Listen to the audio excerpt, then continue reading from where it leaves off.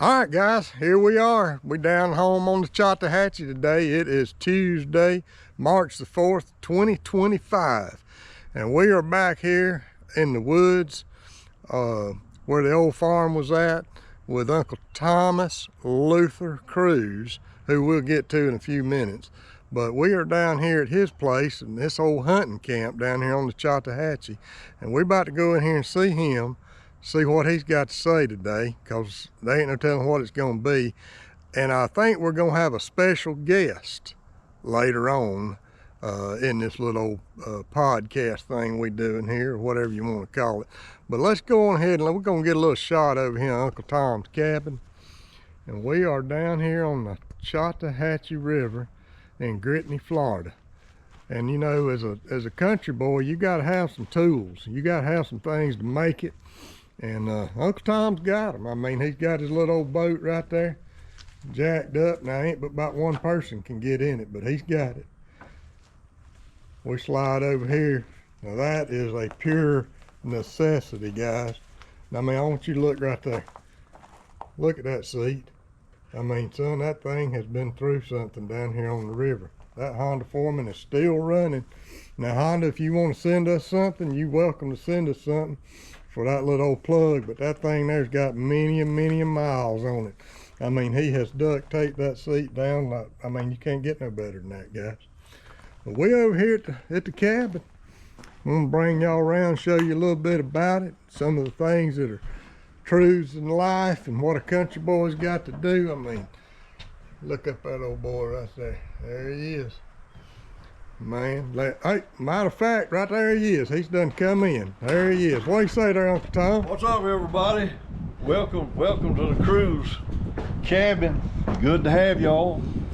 Last time y'all heard from me was the 6th interview that Scott did, and we realized that we had told everybody about the hard times we had coming up. So Scott and I love to joke around with one another, so we decided we'd kind of upgrade this interview and just have some fun, joking with one another. Special guest he's talking about, I don't care a lot about him, but I'll tolerate him, and you'll know him when he gets here. They say he's my brother-in-law. He's married to my sister, so I guess I gotta claim him, but he's not really all that special, but we don't get along that good. But you got to remember through all this now that it's going to be a jovial time. And I will guarantee you, before this interview's over with, you will get a laugh out of some of the stories that I'll tell. And Scott remembers some of them, and I know he's going to laugh. So sit back and enjoy. And with God's grace, we'll finish this thing. And like I said, I don't really look forward to that special guest. I'll probably just get out of the way and because he talks a lot. Well, tell us a little bit about, we got the hunting camp here. Tell us a little bit about this hunting camp we got. If you'll notice, I got some things here that I'm really proud of, and this is really one of them, and I got one laying over here on the table I'll get around to, but I served in the military. Scott did as well. Made it up, I believe, to like captain in the Air Force. His daddy served, I served, and then we got another brother that served. So we're down here at the cabin. We get together here, not as much as we used to, but we have some real good fish fries here. And boy, there's some sure enough stories. Come out of these fish fries. But wait, is the special guest pulling in? Yeah, I don't even want to look that way. I've already seen him one time. All right, he gonna put. Hang on, we ain't gonna show who it is. Yeah, don't show. No, this video is way too expensive to waste your time on that special guest. He's already started talking, but let's go. Show me around in the old cabin here. Welcome to the inside the cabin, Scott and people. We just kind of took a little 12 by 20, actually a shed, and converted it into a nice little cookhouse. I've got a nephew, my sister Marie's boy, and he comes up, and as you can see, we got 2 beds. And of course, I'm up with the rest of the world. I got TV, And if Scott can zoom in on that group in that picture right there, that's my dad extreme left, Scott's dad, and then Clifton, and then the better looking one is the one that's got the shotgun there in that maroon sweater. That's me. Yeah, buddy. And then that little wormy thing on the right, that's my baby brother. He's still wormy today. That's Ricky. And then my beloved brother-in-law, and he's in that picture too, but that's Bob. That's my oldest sister's husband. And you know, I really believe today that if he hadn't married into the Cruz family, he'd still probably be alive. But he married one of them Cruz girls, and of course that's a joke. But we just having a blast. We just got some things that we'd like to show you, you know, all around. As I say, I got all the amenities over there that you could need. Now what you got? What's this over here on the cabinets? What's all this? Well, I'm a pretty sentimental guy, and we got people that would come down and enjoy cookouts and stuff, and maybe just a visit. And what I ask them to do is take that pen and make a comment of what their visit meant to them. So there's some things on there like "Happy Birthday, Tom." There's my nephew's boy or girl, Abigail Ketchum. She's, I think, married now. And then of course got Chicken Man. That's my first cousin. That doggone Randy Barnes. And then Hoo Hoo. My daughter never could say Hewlin, so she nicknamed him Hoo Hoo. And of course he's got that in 2013. So we go back a ways, and people that you know, come in, they'll add a little comment here and there. But I particularly like this little saying right there. You know, you come in and you can sit at the table and take a look, and of course the first complainer will be next week's cook. And I've always liked that. But that's just a little something that I can sit here when I get old. When I get old, we can look in here and say, yeah, well, I remember that day. And so some of the people that have signed that, they've passed on now, but I got good memories. I can come in here and sit down and sometime read the Bible and look up there and reminisce a little bit of the good cookouts. Now you might want to ask yourself, well, that where did you get the tabletop? That's a deadhead out of the river.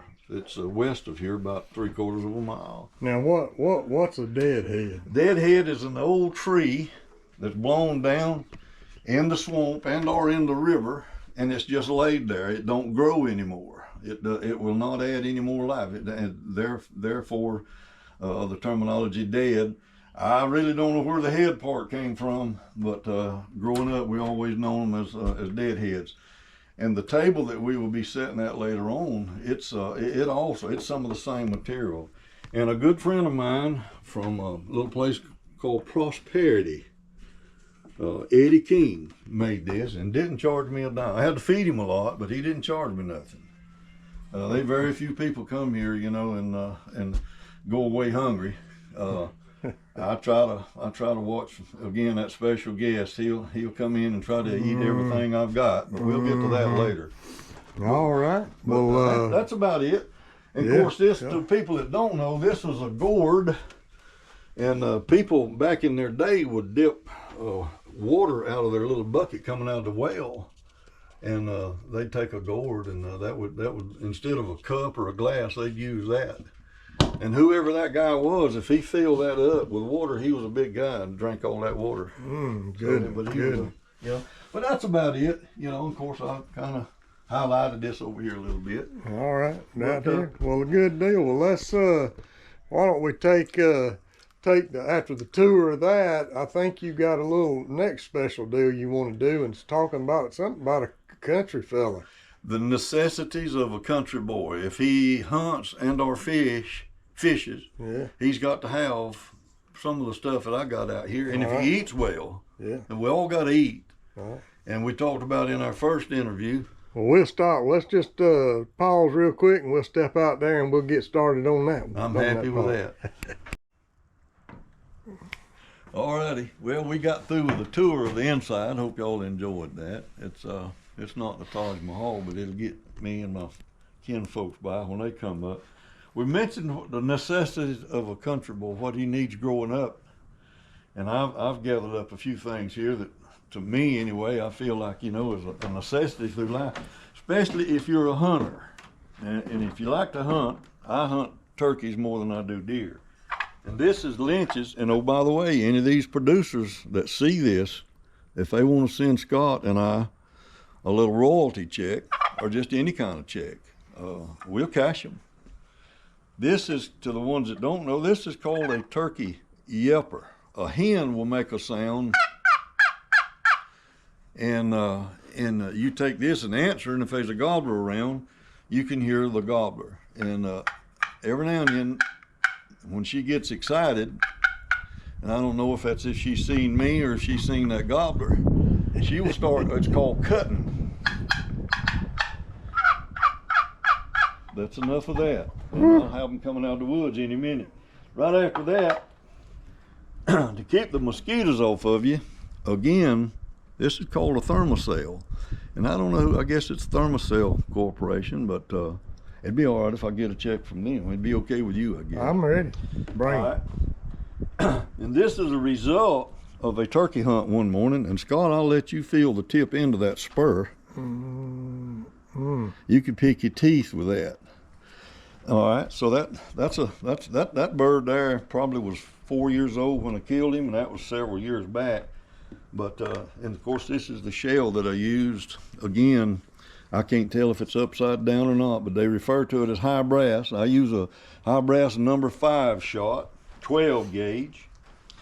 And then while you're in the woods with this thing, you need to keep the mosquitoes off of you. That slides out, peel this out. It's gas operated. I don't know what this gas costs now, but it's nothing like a gallon of petrol that we buy at the store. You kick this on and it puts off an odor that the gnats can't even stand it, and the mosquitoes sure can't. So if this don't work, you can take this called a slate, and you can do the same thing with this as you can.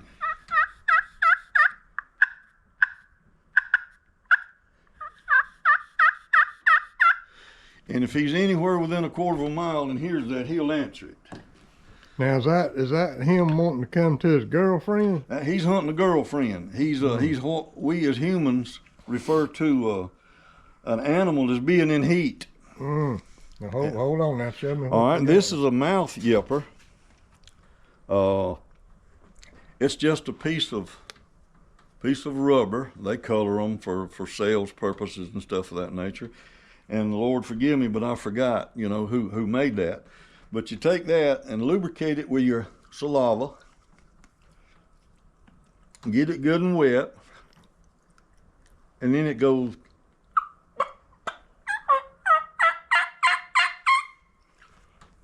And again, if he's anywhere close by, you'll get him to come to you.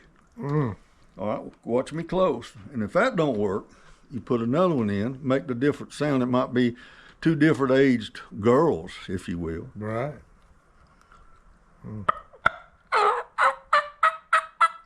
Okay, I'm gonna keep them in there. And a lot of people can do this now. I'm not bragging. But anyway, and here's a third one, and as you'll see, they have took and made a little cut right there. But you know, a lot of people, they overdo their yelping, and you don't need much yelping. But again, if there's more than one bird, you need a little bit different sound. So I've got 2 birds here already. Putting third bird in. That's enough of that, because I'm about to choke. Well, enough of that, because they fit to come running out them woods. I'm right here close by. And anyway, but that's some things that you need, and I think I touched on that. Yeah. Now you come to, when you know, I think a turkey, as I grow older, I think a turkey is not a lot unlike a human being. They don't love to see an ugly face. So the manufacturer of these nets, of course, you pull this over and all you just got your eyesight there. So you want to hide that ugly face. Yeah. And if it get close enough, you ain't got to use your shotgun, just use this 9mm when you get good enough. Now, we've hunted all morning, just say. Now we begin to get hungry. And as we talked about in the first interview about how hard we came up working and stuff, and Daddy loved he loved to feed us good, so we ate well when we were in the put woods. Most of the time, we'd hammer down on a can of these, and as you notice there, it says mustard sauce. To me, that's some of the best. And again, that Beach Cliff manufacturer, if they want to send us a check, we'll be glad to cash it. And if you don't like that, boy, that right there carry you over the hill. And now I've taken some of that, took 2 slices of bread, put a little mayonnaise on each side, and I'm gonna tell you that armor right there. Scott, you're stealing my thunder. Oh goodness. We got to the spam. Okay, I buy the 25% less sodium because it reacts good in my body. But now I'm about to tell you something that a lot of people don't know.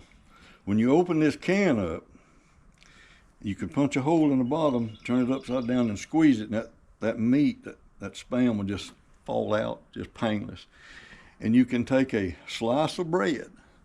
You can either slice this spam this way, get you 2 slices, and when you lay it down on a piece of bread, it covers that piece of bread perfect. Or, the manufacturer might have been thinking about it. You can slice it this way, same thing. And people don't believe me, they can try it. And the people that sells this, they'll appreciate it. Goodness. Well, if you want to take it up a notch, okay, go ahead and get the smoked sausage. And if you're a true redneck, you'll know how many sausage is in this can. And I won't ask you. Maybe we'll reveal that later. It's coming up right now. Oh. So if you want to downgrade a little bit, and and I'll hold my thumb over the number of sausage in there, but redneck, if they need to know how many vein of sausage is in there, because they never know who's going to show up to eat with them. Might have special guests. So if you've ever asked, do you have any idea how many sausages in a vein? You can tell them 7. There it is. 7. There it is. Above all, I got an uncle down in South Florida that lives by that. That's called a sweet onion, Vidalia sweet onion. Any of this stuff that'll go good with. And if you really want to take them sausage up a notch, try that right beanie weenie. That son, I'm telling you. Let me go ahead and add to it for you. Get you a little of that mayonnaise. Oh. Mix it up in there with those. Yeah, ketchup and mayonnaise and that. All right. Now, if you got any, I got to be careful what I say here. Yeah. Our Hispanic friends love hot sauce. This will go with all of that. And Frank's, if they want to send a check, it's okay. Oh. Frank. Premium saltine crackers. You got to have that. And that goes with all those products. Every bit of it. Look at there. Pepsi, Sprite, and Coca-Cola. And I don't discriminate. Now, you get all that done, you may want to roll a smoke. My daddy smoked Prince Albert crimp cut tobacco. And I'll get to a little story. I'll go ahead and enlighten you a little bit. He smoked a lot. I mean, he did. He really did. Before they came out with that, you would buy that a lot. And this is the papers that you would use to roll. Back then they didn't have ready roll cigarettes like they do now. So that was the raw stuff. This, as you would work during the day, you'd sweat, and this would get wet, and it's hard to smoke wet tobacco. Ooh. So he wised up and bought and started buying this. And this little thing here kind of goes back to the turkey hunting and stuff. And if you're good enough, you could use a slingshot. A good friend of mine, he's in heaven now making slingshots. His last name was Williams. But this right here has really and truly some biblical background. If you remember in the Bible where David slew Goliath, there's a little bit different setup in this, but this is called a slingshot. And that pretty well covers it, with exception of the most important thing, and that's the Holy Bible. Yeah, camouflage. Camouflage. My niece Kim, it's embroidered right there with my name, but she got it in the background about the same. But you go off, you get a good hunt, and you have a good hunt, and then you want to come home, you get everything cleaned up, and want to thank the good Lord And want to read a verse or two to your friends, you can always do that, sitting right here on Tom's front porch at the cabin. Well, all that clucking and the plucking right there, look what showed up right here. Yeah, I'm glad you mentioned that, Scott. Nowadays, you know, like I said earlier, to me, hunters are more commercialized now than anything else. They'll sell you something in a heartbeat. It's like with hunting deer. Well, they'll tell you, the scientists will tell you that a deer is colorblind, okay? And they react to movement. And you just look at all the camouflage stuff that's sold to go deer hunting when they don't really need it. But that's as we say down south, that's a horse of another color. Yeah. Now we're back to turkey hunting. So you just take this, put it in there, and that old bird in the wind will blow it a little bit, you know, and you off out here yelping a little bit. And I tie a string sometime to mine while I make him do crazy stuff. Yeah. And that gobbler can't stand it. Can't take it. He's so worked up by then, you know, he don't care if it moves or not. But again, everybody. He's kind of like a cruise. Then he probably just jumped right on it. Very familiar. Yeah, that reminds me of that a lot. But and I forgot one thing. You're not really a country boy unless you carry a pocket knife. And again, if you can read that, that says Case. There again, if Case wants to send me and you a little love offering, that'd be fine. Yeah, That's what we call them at church. You give, love offerings. And, but that, and in the backpack, you got to put all that stuff in there. But that's pretty much that. That's pretty much what you got to have. Yeah. Be out here. Hank Williams Jr., he's got a song about a country boy can survive. And that's how they do it right there. Well, we appreciate that, and I'm sure these viewers are going to do it. So let's get ready to get into the next little segment, because I think we got a few stories, and we got that. I mean, that special guest that showed up. He's here. I hang on. There's his truck right there. He showed up early, Scott. Did he? He showed up. Yeah, he'll hog the camera now. He likes to get on that camera. Yeah, I'm telling you, we don't get along like people think we do. Well, we're gonna make it through here today, and if nothing else, I mean, that old Ruger's still right there. Yeah, and it's fixing to be. Yeah. Where I like to have it. Right next to your heart. Yeah, that's right. Yeah. All right, boys, here we go. And I want to. Oh, go ahead. I want to remind everybody that all this stuff you're gonna hear today, some of it is folklore, and some of it is real, and then some of it's made up, and it's entirely up to y'all to decipher that. But we're gonna get into it in just a minute. All right, we back again here with Uncle Tom, and the next little thing we're gonna do is he's got a few stories that he's remembered, and like he said, they may be folklore, they may be true, but it's for you, the viewer, to decide whether it's truth or dare or whatever it is. So, Uncle Tom, the floor is yours, brother. Give me some of them stories. Thank you, buddy. First off, I want to thank the good Lord for allowing you to be down and do a second round of interviews. I appreciate that a bunch. I hope we say something today that'll tickle somebody, because I mentioned the Bible earlier. I fully believe God himself enjoyed a good joke. And if you don't believe that, you ought to see my brother-in-law's face. That'd cause anybody to laugh. But anyway, that's what this next little short segment here is going to be about, is me telling some stories, and hopefully we'll cause somebody to laugh somewhere along the line.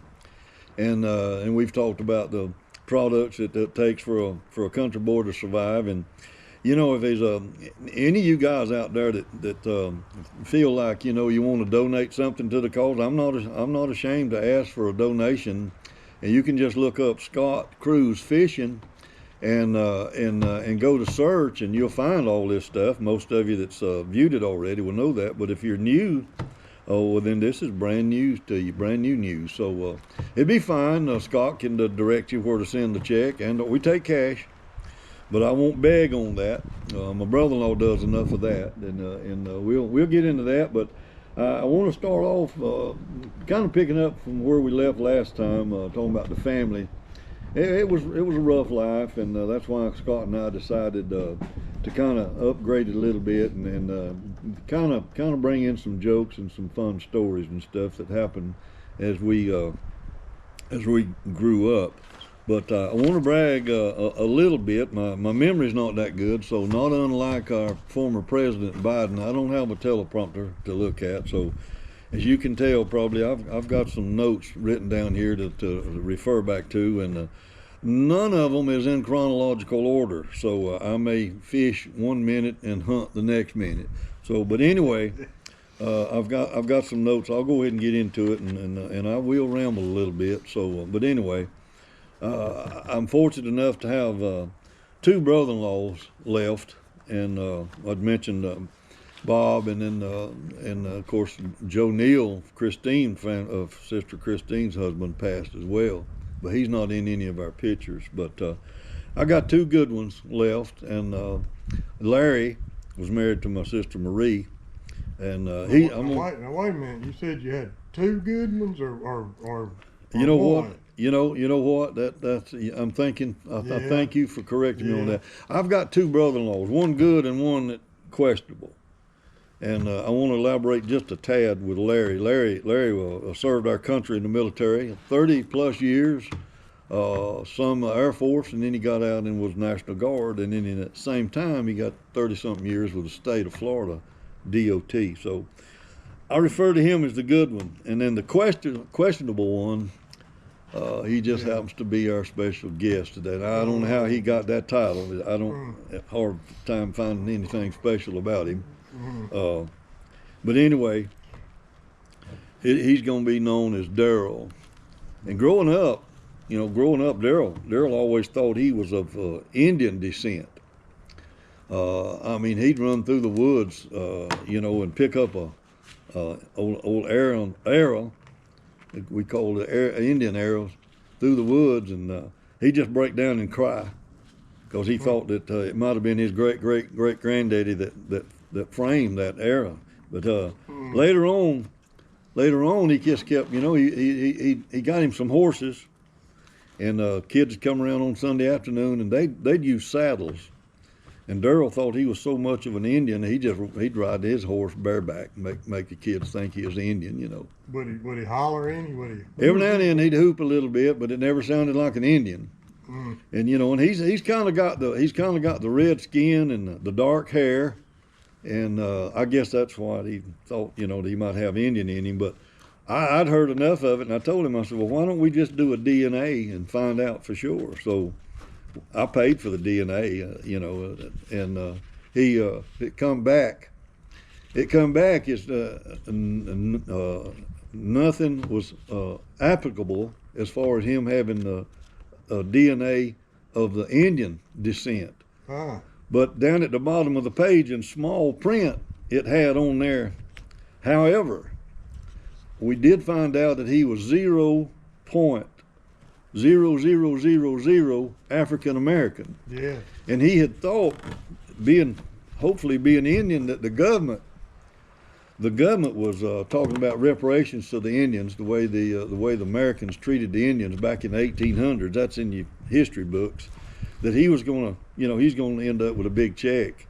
And as soon as my sister found out that he might be coming into some money, she proposed to him. He didn't propose to her. She wanted some of that money. Yeah. But since there's no DNA of the Indian descent, she's second guessing herself. She won't say nothing to him about it, but I think she regrets hooking up with him. Yeah. They were sweethearts early on in school, and he and my wife was born and raised on the west side of the river, and we're on the east side of the Choctawhatchee River.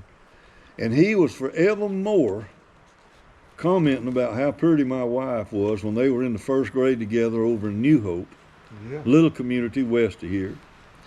And he never would hush. And later on, once he married into the Cruz family, he would always commenting about, Linda, I really think you and I would have been better off if we'd have just stayed on the west side of the river.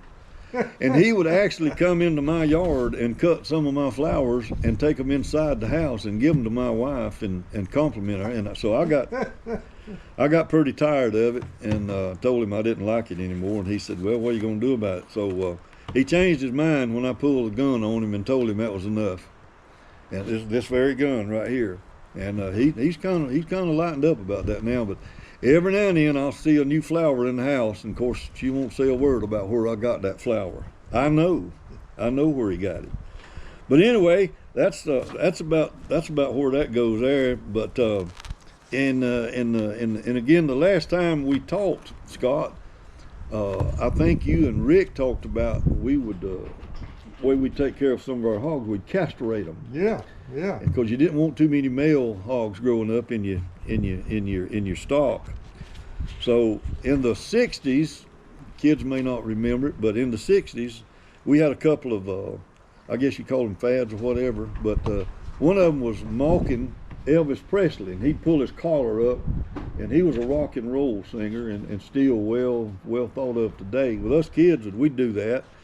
And then I forgot who it was. There was an actor on TV that would roll up his pants legs, call them high cuffs. Yeah.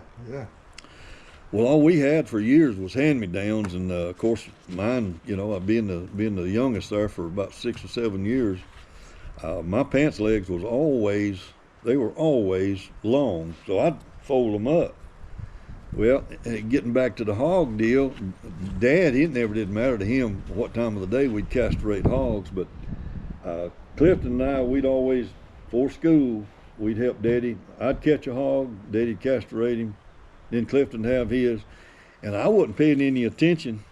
And Daddy was he was in a hurry, and he'd cut that hog testicle and just kind of flip it. And unbeknownst to me, there's 2 of them testicles got caught up in the cuff of my pants leg. And we were barefooted, and it weren't long after we got through with that. We caught the bus to school, and I had a little girl. I'll just tell you her first name. First name was Sarah. She was kind of sweet on me, and I thought the world of her. And I couldn't go nowhere. We'd change classes, whatever. She'd follow me. And I noticed that particular day, after we'd got through castrating hogs, she wouldn't have nothing to do with it, nowhere around me. And I couldn't figure out why. And I thought, well, I've lost her. And I think I was changing the second class, and I happened to look down, and there was just a wad of gnats on my pants leg around the cuff. And then the flies, they'd started gathering. And I thought, well, what in the world is going on there? So I kind of, shooed them away, but then there was a little spot of blood, and I reached down in there and I pulled out one of them testicles that had got caught up in the cuff of my pants.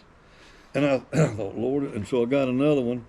So I held them in my hand till I got to the bathroom, and I just threw them in the commode, and I forgot to flush the commode, cleaned myself up, and directly, man, I don't know what all in the world was going on, but everybody was rushing to the bathroom.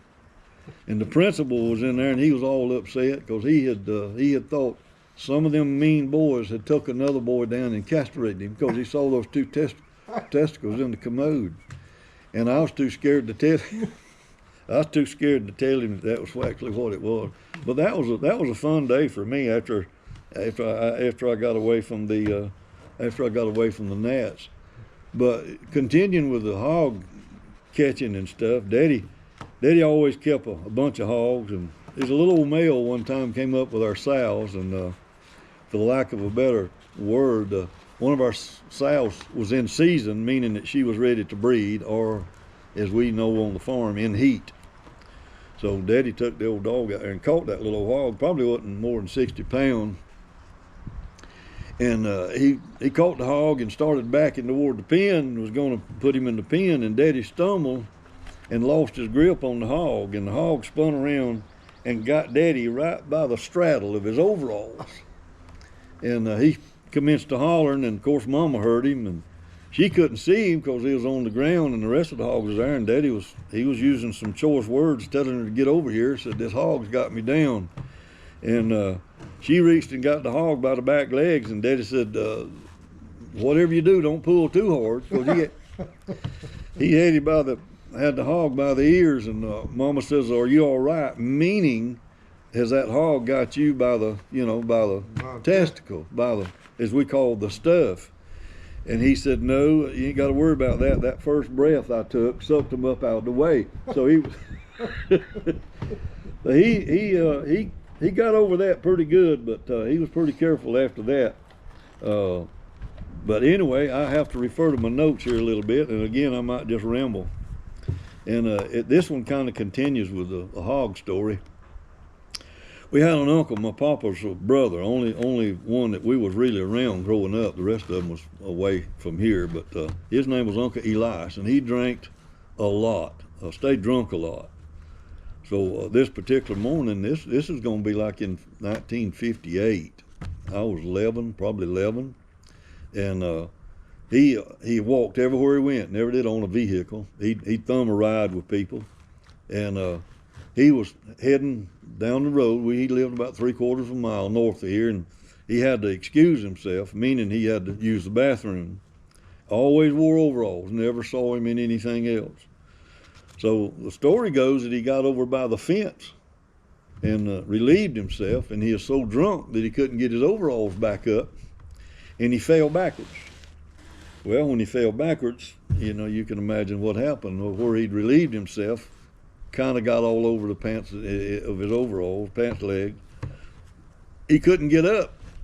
He ain't no way he said he could get up, so he just started crawling down the side of the highway and had his overalls all just down around his ankles and stuff. And if you've ever looked at a male hog from the rear end, one of the first things you see is his testicles. You know, they you know, and so this guy come by with a pickup truck, and Uncle Elias was crawling down the side of the highway, buck naked, and had his overalls tangled up down around his ankles. And Daddy was out there. We were killing hogs, and he hollered at Daddy. He said, LD said, I think one of your stock hogs has got out, and he said he's coming down side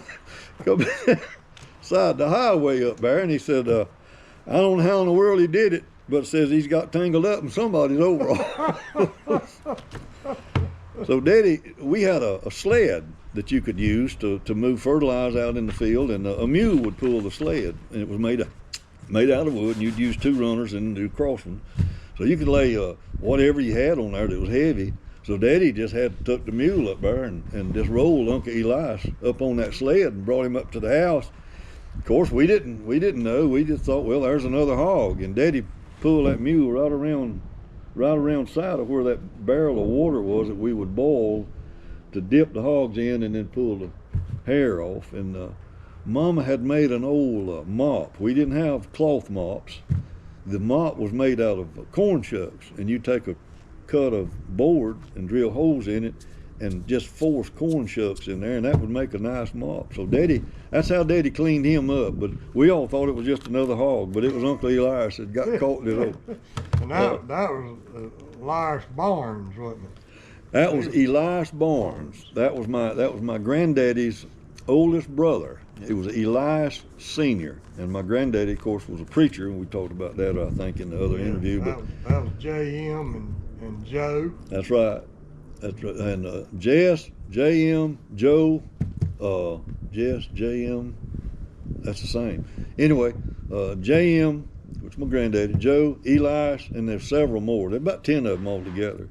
But we never was around any of the rest. But Uncle Elias was enough. I don't believe we could have stood another one of them. But continuing a little bit with Daddy's deal with the hogs, we would crossbreed our dogs, our catch dogs. We had a little feist, and I reckon that name derived out of the fact that they were just a feisty little dog, and they would bay hogs. And Daddy would always go and find out how big or whatever the hog was, and he'd tell me or Clifton, well, turn both of the dogs loose, this is a big one or one. And we had crossbred those dogs to where they were just, they were tough. Heck of a grip. And if they ever caught, we couldn't hardly get them to turn loose. I've known Clifton and I both, we'd have a front leg and just twist, and all that dog could do was just whine a little bit. So this particular hog, and it's not far from right here, we caught that bugger and had him tied up. And that old dog, we couldn't get that thing loose. And Daddy said, broke out his Prince Albert tobacco. He said, boys, I got to have a cigarette. So he rolled that cigarette, And back then they were known as Zippo lighters. Yeah.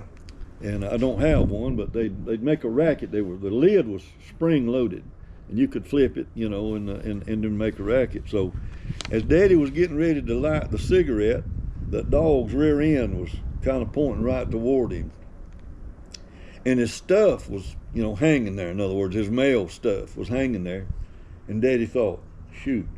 So he just took that Zippo lighter and started easing it up under that dog's sack, and it wasn't but just a second. It wasn't but just a second that dog turned loose. And from that day on, you could take that dog, if he was caught a hog, you could take that Zippo lighter and flip that lid, and he'd turn that hog loose. He remembered that. Oh Lordy! But anyway, that's some of the hog hunting incidents that we've had, and some of it's I have lived a little bit, but there's a lot of it's the truth. And then, of course, you go from hog hunting, and in the springtime, like coming up right now, turkey season come in, and Clifton and Daddy was up the river above what we call Highway 2 Bridge, and hadn't had any luck, and they were, of course, on the boat. And back then, the boats didn't have swivel seats like we do now. Just a bench type seat, and it was even with the top of the boat, front and rear, and you ought just steer from the stern with the motor. And Clifton was handling the boat, and Dad could see some turkeys on the sandbar, and he pointed Clifton, you know, kind of like so. And Clifton told him, he said, "I see them." He never let up off that throttle. He went right, got right by them, and turned, and right out on that sandbar, and he drove that boat 2 lengths of the boat up on the sandbar. And he said the last thing he saw of Daddy was going over the bow, head over heels. And Daddy somehow landed on his hands and knees, and Clifton hollered and asked him, he said, "Are you all right?" And of course, Daddy used a pretty strong handle. He said, "Yeah." He said, "Shoot them dad blame turkeys." But there's just incidents like that that happen all along. Of course, Clifton talking about the boats. Clifton was deer hunting. We hunted a lot on the river, and we'd use boats to kind of head the dogs up and bring them back and put on another track. But Clifton eased up to a vine. There was a nice vine hanging right over the water, and Clifton switched his motor off because kind of as the momentum of the boat carried him forward, he ended up right there about the vine, but he forgot about the current, and he stood right on the bow of that boat and let that boat run out from under him, and he hung on that vine till he had to turn loose, baptized himself. So, you know, that was funny. It was, because it didn't happen to me. It was just funny. Now they was talking about Clifton. One of the things I remember was this old fella that lived up there close to number 2. His name was Junior Sconyers. Yeah. How'd old Junior say it? Oh, he'd shoot a turkey, and he had a little bit of a speech impediment. Everybody thought the world of him, basically. Everybody don't love everybody, but I'll leave that like it is. But he would consider himself a pretty good turkey. But if he ever started telling you a turkey story, when he'd shoot, instead of saying bang, he'd say, I say cow, cow. And he was shooting a turkey. He said, "You know, LD, when I got to him, he said, that thing was in there, frop, frop, frop." He's that turkey. But what did he call Clifton? Tripton. Tripton. He couldn't say Clifton, and he couldn't form the letter T when he'd call me Ami. Yeah. And he'd call you Daddy, instead of saying Hewlin, he'd say Uron. Uron, and it was Uron, Ami, and Ipton, or Tripton. Yeah. But he was a good friend. He and Dad were good friends. They did a lot of hunting together. Yeah, they did. But back to the fishing and hunting sometimes on the boat. Dad had a 15-horse Gale outboard, and we were down below here on the river. And Houston Harris and one of his brothers, I think, and Daddy was on the boat. He was running the boat that day, and Clifton was on the front seat. And they kind of got a little bit of a race back and forth, and Daddy run over a snag, and it threw him in, literally threw him in the river. And somehow that motor lined back up and was just going, carrying the boat right down the middle of the river. And Houston tried his best to get Clifton's attention that his daddy got thrown in, and Clifton, he wouldn't hear it, and a country boy will know what this sign means, and so Houston Houston was hollering at Clifton. He said, "Look back, your daddy's been thrown in." And Clifton just threw up a hand and tell him, said, "Let's go, let's keep racing." So finally the boat got far enough down the river and the sandbar come up, and Clifton still didn't look back and see if Daddy was there or not. And he's kind of motioning for Daddy to turn to the right. He said, "You headed toward the sandbar." The boat was going right straight, and finally Clifton looked around. Of course, before he could get back there and shut the motor down, that boat again was out on the bank, and it sheared the pin. And Houston, of course, Houston was back up there laughing. You know, he got a good kick out of that because he got to witness the whole thing. But that was some fun times. That was some fun times, and we just always had a blast. We took care of one another, but there was some funny things that happened. Talking about hunting and fishing. I got a good friend that lives east of here, in a nice little town called Malone, Florida. And if you know about the geographical area around here, we're sometimes referred to as the tri-states, meaning Georgia and Florida and Alabama. Well, obviously we're in Florida, and Alabama's just 10 minutes above here, and then Georgia's probably an hour kind of northeast of here. And this old boy's name was Alabaster Johansson, and good kid, and he'll check and see if I've had any luck, duck hunting or turkey hunting. So he called me the other day, and he said, "Man, I gotta tell you what I run into the other day." And again, he's from Malone, so he'll buy license from all 3 states, so he can just 15 minutes from his house, he can be in Georgia or Alabama. He'd been off, killed some ducks, and the game warden was checking him, and made himself. He said, "I'm the game warden here." He said, "I just need to check your license." He said, "All right, sir." He said, "Have you had any luck?" "Oh yeah." He said, and he reached in his backpack and he set it down. He said, I've killed several ducks this morning." Game warden said, "Well, let me check one of them." So we'd always call him, instead of calling him Alabaster, we'd always call him Baster. But he was hard of hearing sometime, and he actually thought we were saying another word. And he wanted to be called as AJ.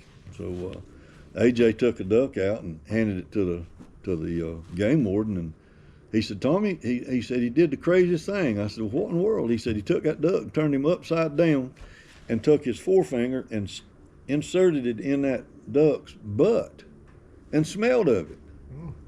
And he said, "Mr. AJ," he said, "this is a Florida duck." He said, "You got Florida license?" He said, "Yes, sir." He presented them. He said, "What about that duck right there?" And he said, "Well, check him out." And he did the same thing. He turned that duck upside down and took that finger. He said, my. He said, that's a Georgia duck." He said, "Is there any way you got Georgia?" "Yeah, I got you." Handed him the license. Well, he did the third duck. And same thing, took that finger and smelled it. And he said, "Well, you all right?" He said, "You got Georgia, Florida, and Alabama license." He said, "I guess you're good to go." And as AJ was putting the ducks back in his backpack, that game warden looked at him. He said, "By the way, AJ," he said, "where are you from?" And he said, "Mr. Tommy, this is where things went wrong." He said, "I just dropped my drawers and bent over." And he said, "You seem to be the expert. You tell me." And he said, I think my court date is next week."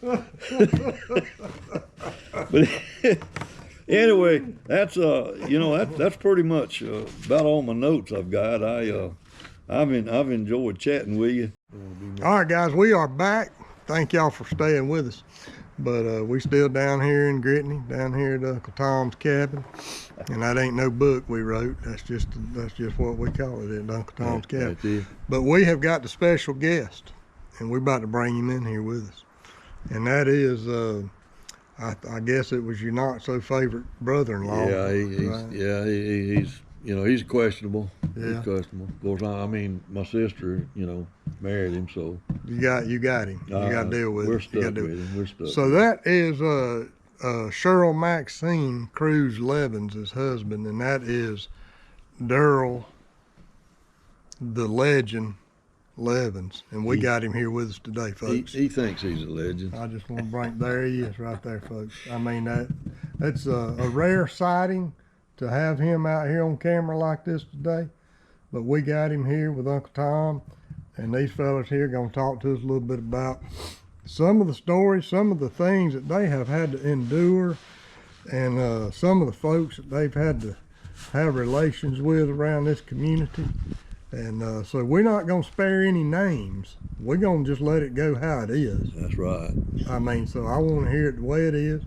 Uncle Darrell has got some stories about King Williams Sellers, that is better known as KW Sellers, my granddaddy, Lucy Sellers, Jones's mom and daddy. Yes, sir. And we got all kinds of stuff we're going to talk about. So we're going to slow it down, and we got the legend, and we got Uncle Tom, and we're going to just kind of get into it here. And I think Uncle Tom has got one he wants to lead us off with. I do, Scott, and thank you for asking me to continue. I had overlooked this one particular. As we covered earlier, some of our special food that Daddy would supply for us while we were working in the pup woods, he was pretty bad about working through lunch. Yeah. Clifton and I near about be starving, and while we were loading the pup wood, if we needed to load through lunch, he'd go ahead and say, "Boys, let's just go ahead and finish this." Well, when we get that loaded, we'd start on another one. So Clifton and I, a lot of the time, we'd work through, we'd be hungry. So during my growing up, I had heard about a certain product that would cause you to have the munchies. And it's called pot or marijuana. Cannabis. So as I said, Daddy was always smoking that Prince Albert, and he'd have to roll his own. So I snuck around there one day. I told Clifton, I said, I'm fixing to put a stop to us having to work through lunch, being hungry and all that. So about 10 o'clock, I got to where Daddy's can of tobacco was, and I just happened to have a little bit of some real good marijuana, and I mixed it in with his regular tobacco. And a very few minutes after that, he went to the truck and rolled him a nice homemade cigarette. And we Clifton and I were just going on about our business, and he smoked that thing, and he got to acting a little bit different. I was paying attention to him, and I reckon he just stood up over there, and he looked at me and he said, "Boys, I'm hungry. Are y'all ready to eat?" And of course, I volunteered right off the bat. I said, "Yes, sir. We're about ready to have something to eat."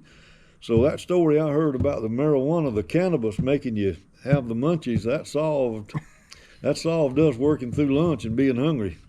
So he never knew that I'd added marijuana to that, but he got the hungries, and of course, him being hungry, he wanted to take care of that. So that's one of the stories that I had forgotten. And of course, I'll let my brother-in-law talk here in a little bit. He usually does all the talking, but this particular time, was going back to when he and my sister was dating one another. He logged a lot. Darrell logged a lot, made a lot of money logging, and Cheryl found out about it. And again, the logging and the reparation that the government was going to give him if they found out he was an Indian, well, she could just see dollar signs everywhere. But later on in life, he never knew that I found this out. But later on in life, I found out how he made his money. People were coming in at that time, and they were buying up big tracts of timber, and they not necessarily would live on that tract of timber, but it may be 10 or 12 miles, across the woods over yonder, or completely across the river over there. But Darrell would find out where that tract of timber was, and knowing that those people didn't live on that tract of timber, and he'd sneak in there and cut that timber and turn it in in his name. And he'd start at the back. See, he knows knows now. It's coming full circle. And he'd cut that timber, but he'd always start at the back and work his way toward the highway or the dirt road. That way, they never would know that the timber was gone. So the people would come back, and check on their property, and half the timber would be gone. And of course, nobody would turn Darrell in because, he got a reputation there at one time being pretty mean. He'd either run over you with a pulpwood truck, or folks come up missing. Yeah, they would, and it was all because he was sneaking in there and cutting their tract of timber. Now he may deny that, but that comes pretty straightforward. But there again, and then when he retired, he made all the money he needed to make. He retired from logging, sold his truck, had a nice rig. He took care of his equipment, And of course, Cheryl, she was wanting him to hang in there and log forever, but he went to work for the county. And Holmes County?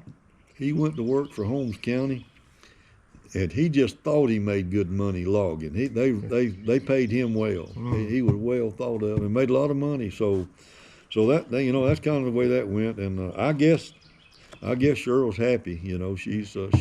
She acts like she is. Well, that's good. But that's the other two stories that I had forgot to mention earlier. But now we know now we know how the legend. He's set for life. He is. He's in good shape. Well, he drove up on a 4-wheel drive Chevrolet pickup truck. Yeah. That's the only kind they make. That's and again, if the Chevrolet people want to send a little love offering, we won't turn it down. Yeah. I hate to keep bringing that up, but a dollar bill anymore is hard to come by. It's only worth about 67 cents, I think, actually. I'd even take a gold coin if they had a gold coin. Oh my gosh, yeah. Oh yeah. Well, Daryl, tell me a little bit about you mentioned something about my granddaddy, my other granddaddy on my mother's side, that King William Sellers, KW they called him. And from what I understand, he was pretty much a character. I was a young fella when he died and didn't know him as well as some of y'all did. Yeah, well, a good friend of mine, he's dead and gone now. Matter of fact, he worked for me some.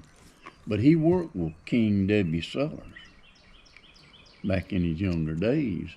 And he'd tell a lot of stuff on people. And he told this one day. We was in the logwoods, and he told this about KW. He said, I was out there working with KW and his two boys. And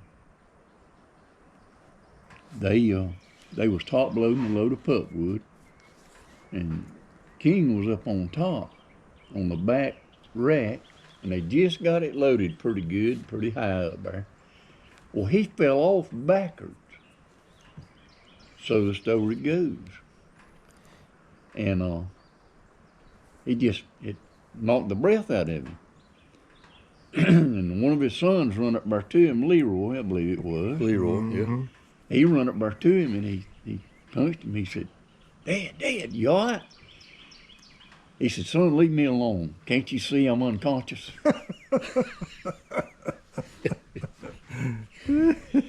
Long about that same time, I think you told about they were logging right down here. And, Harris Chapel Church is right down here, and right in there behind Harris Chapel Church is a big lagoon, which is a low-lying area. A lot of good trees grow there, and the cypress was, they were just out of this world. They were long, and the guy that was ramrodding the whole thing, that would procure the timber for these logging crews to cut.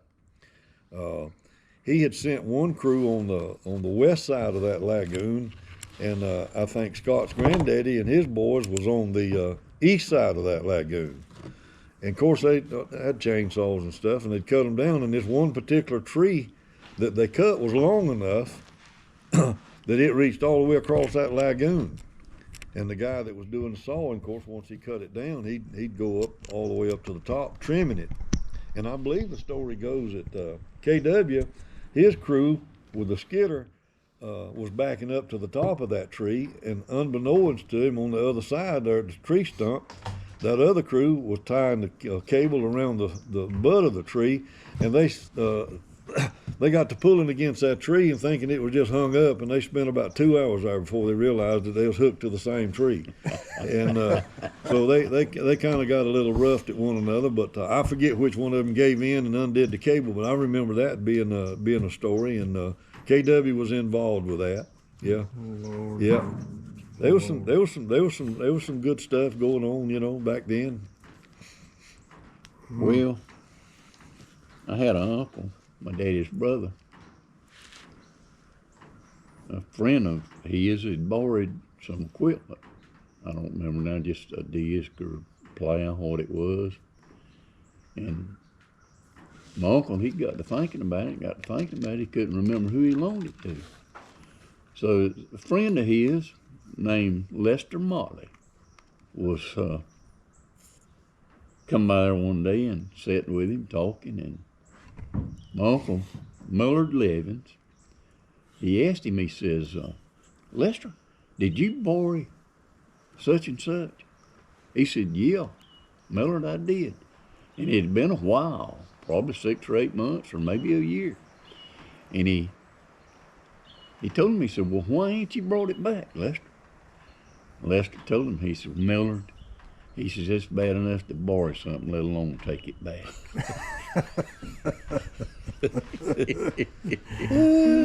There's a lot of old stories and tales that I've heard in my growing up that it won't do to talk about. Some of them, talking about the netting and the basket. It was a way of life back when I was a young boy. People up and down this river on both sides, a lot of them made whiskey, and nearly all of them had baskets and nets. And if it hadn't have been for that, a lot of our families and our friends would have probably went hungry. I mean, the Choctawhatchee River has survived a lot of good friends and neighbors, and people back then would help one another. Other than what they are today, you got very many people that'll stop and help somebody in need, and I'm proud we got them few people around our settlement here, and there's some good people left. It was just like last night.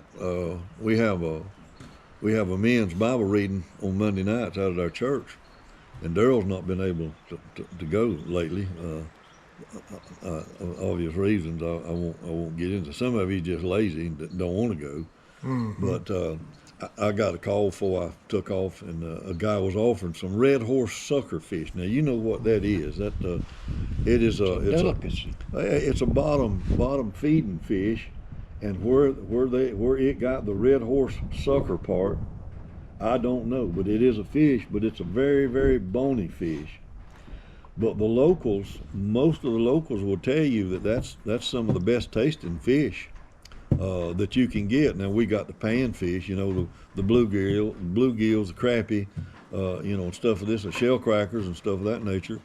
But a jackfish is just like a red horse sucker fish. They real bony. I don't know why God made them that way, but A little bit sweeter. well, they are. I was getting to that, Darrell, if you'll just bear with me. And he'll do that a lot, Scott. He'll butt in. But I've learned to tolerate him. Where was I, Scott? You was talking about them bony, sweet tasting fish. Anyway, this guy that called me said, well, I got a cooler full. And I said, man, and I normally wouldn't do this, but he said, do you know anybody that might want some fish? And I thought, well, my brother-in-law, and I think the man called him, and of course Darrell, like I did, he had other stuff to do.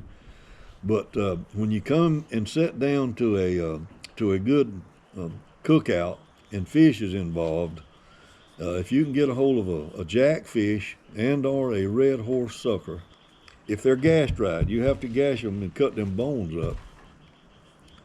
I was told early on that the bones in a sucker fish and a jackfish is kind of almost shaped like a Y, and they're real easy to get caught up in your throat. And you crawl. Yeah, in the crawl, but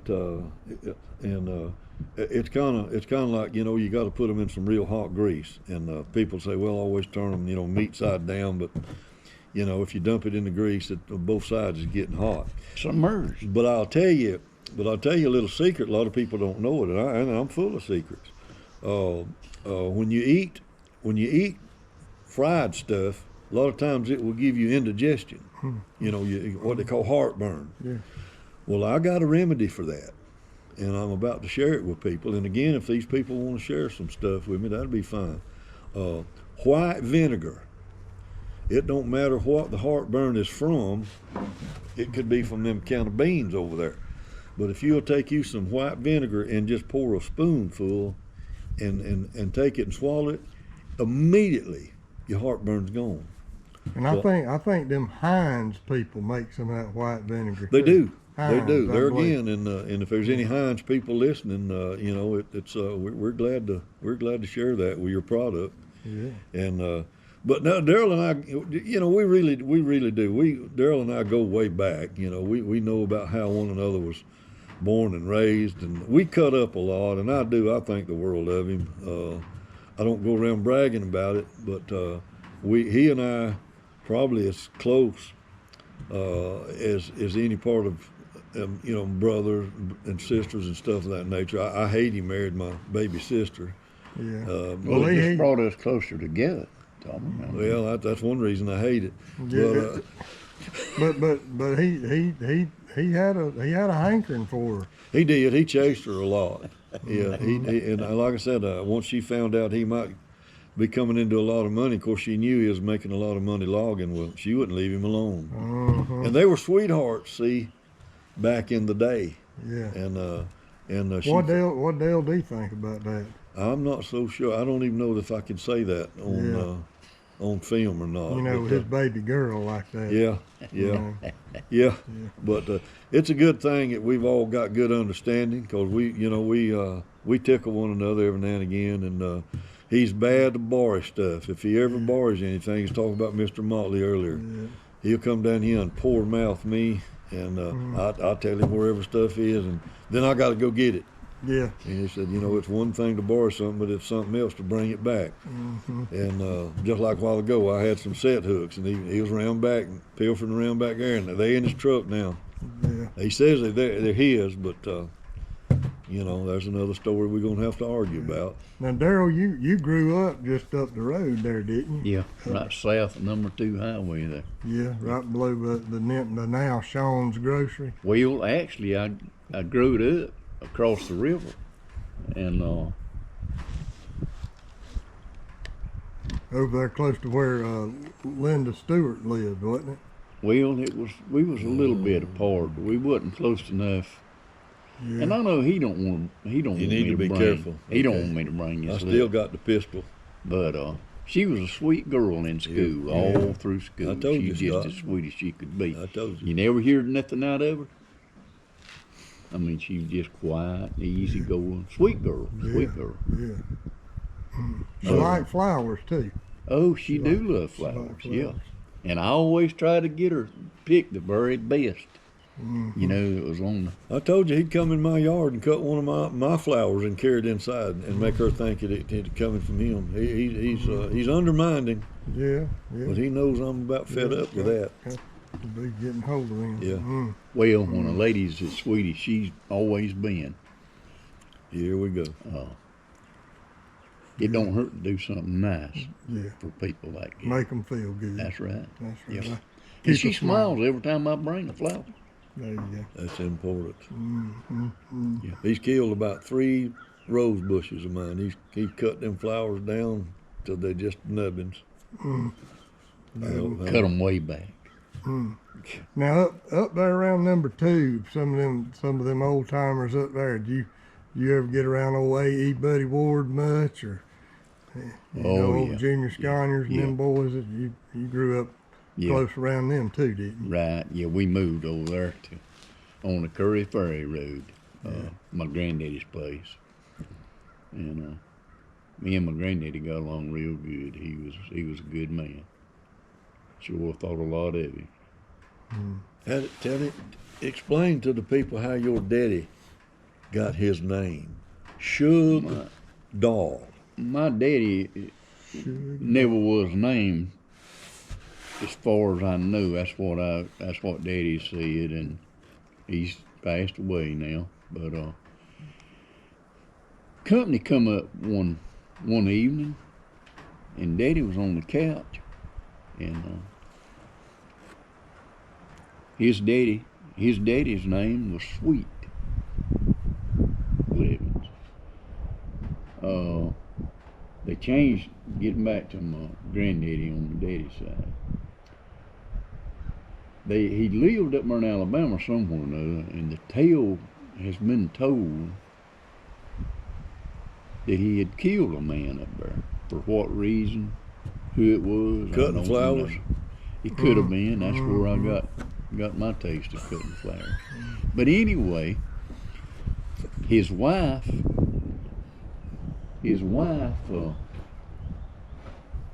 come there and told all them kids, says, we're fixing to move down the edge of Florida.